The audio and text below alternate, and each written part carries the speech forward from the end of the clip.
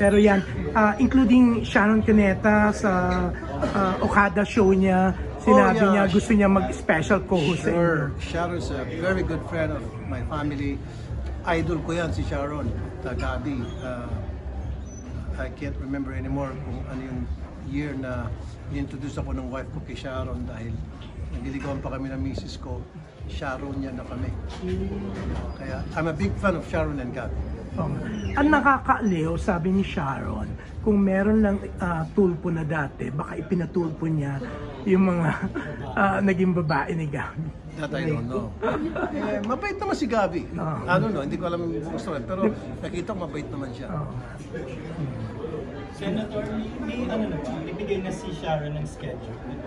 Kaya libre, po-focus siya. Naghahanap pa kami ng tamang araw, and then nagtitingin kami yung complainant na pwede namin pa-action sa kanya na family matters kasi yun na tayo na mas gusto niya. And then pag meron yung spokening, usually mga foreigners.